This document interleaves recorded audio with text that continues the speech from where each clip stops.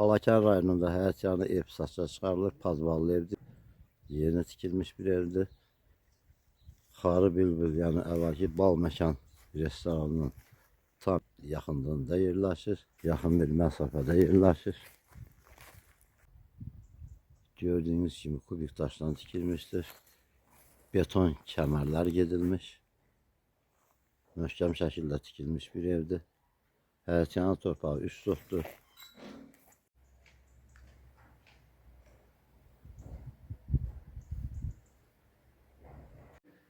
Evin girişinin yan tərəfində beton tökülmüşdür, yeri monolitdir.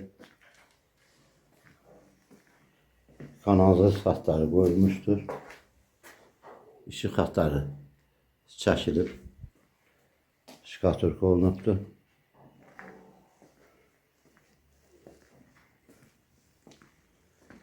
Yan tərəfində yenə kanalizasiya yerləri qoyulmuşdur. İşıq xətləri çəkilmişdir.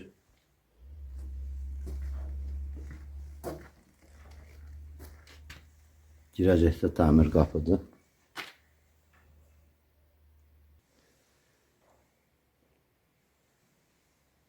Girəcək otaq yeri şam taxtadır. Demək olar ki, xırda malyarka işləri qalıbdır. Yan otaqda da polun taxtası vurulmuşdur. Tabağına yenə taxtadandır, yəni taxta vurulmuşdur. Burada da abo işləri qalmışdır. Yəni malyarka işləri qalmışdır.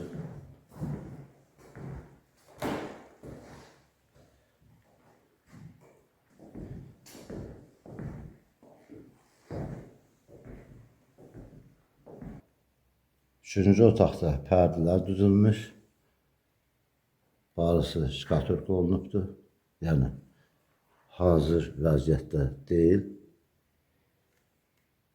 İşığın sayağacı yerləşdirilibdir. Yəni işıq xətti işdəki haldadır.